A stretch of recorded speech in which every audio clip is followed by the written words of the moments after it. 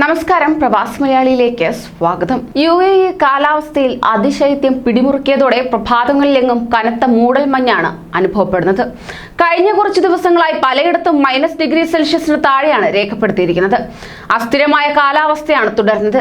ഞായറാഴ്ച അനുഭവപ്പെട്ട ശക്തമായ മൂടൽമഞ്ഞിൽ ദുബായിൽ 24 റോഡ് അപകടങ്ങളാണ് റിപ്പോർട്ട് ചെയ്തതെന്ന് Dubai police command and control centre അറിയിക്കുകയുണ്ടായി. ഇപ്പോഴത്തെ സൗദിയിൽ ഇനി തണുപ്പിന്റെ നാളുകൾ. ഏറ്റവും കടുത്ത തണുപ്പ് ഈ ആഴ്ച അനുഭവപ്പെടുമെന്നാണ് റിപ്പോർട്ട്. റിയാദ് ഉൾപ്പെടെയുള്ള മധ്യപ്രവിശ്യകളിൽ തണുപ്പ് 3 ഡിഗ്രിക്ക് താഴെ എത്തുന്നതാണ്. ശക്തമായ മഴയ്ക്കും കാറ്റിനും സാധ്യതയുള്ളതായും കാലാവസ്ഥാ വിഭാഗം മുന്നറിയിപ്പ് നൽകുന്നു. ഉയർന്ന മേഖലകളിൽ മഞ്ഞുവീഴ്ച ഉണ്ടാകുന്നതാണ്. ശനിയാഴ്ചയ്ക്കുള്ളിൽ സൗദിയുടെ വിവിധ ഭാഗങ്ങളിൽ തണുത്ത കാറ്റ് ശക്തമാകും. ഈ വർഷത്തെ കടുത്ത കാലാവസ്ഥയാകും രാജ്യത്ത് ഉണ്ടാകുന്നത്. ഹായിൽ, തുറൈഫ് ഉൾപ്പെടെയുള്ള മേഖലകളിൽ ശക്തിയേറിയ തണുപ്പാകും അനുഭവപ്പെടുക. വ്യാഴാഴ്ച റിയാദിൽ 3 ഡിഗ്രിയായി തണുപ്പ് കുറയുന്നതാണ്. മധ്യപ്രവിശ്യയിലും ദമാം ഉൾപ്പെടെ കിഴക്കൻ പ്രവിശ്യയിലും 10 ഡിഗ്രിക്ക് താഴെയായിരിക്കും തണുപ്പുണ്ടാകുക. മക്കയിൽ ചൂട് 15 ഡിഗ്രിക്കും ജിദ്ദയിൽ 20ലേക്കും താഴെയാകും.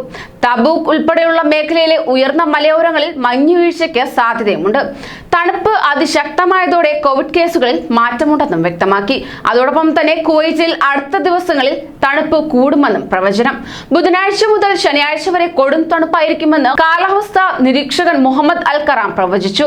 റെസിഡൻഷ്യൽ ഏരിയകളിൽ 4°C വരെ അന്തരീക്ഷ ഊഷ്മാവ് താഴുന്നതാണ്.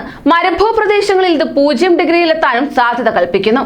പടിഞ്ഞാറൻ റഷ്യയിൽ നിന്നുള്ള സൈബീരിയൻ കാറ്റ് മൂലം വലിയ തിരമാലയ്ക്ക് സാധ്യതയുണ്ടെന്നും കടലിൽ പോകുന്നവർ ജാഗ്രത പുലർത്തണമെന്നും അദ്ദേഹം പറഞ്ഞു.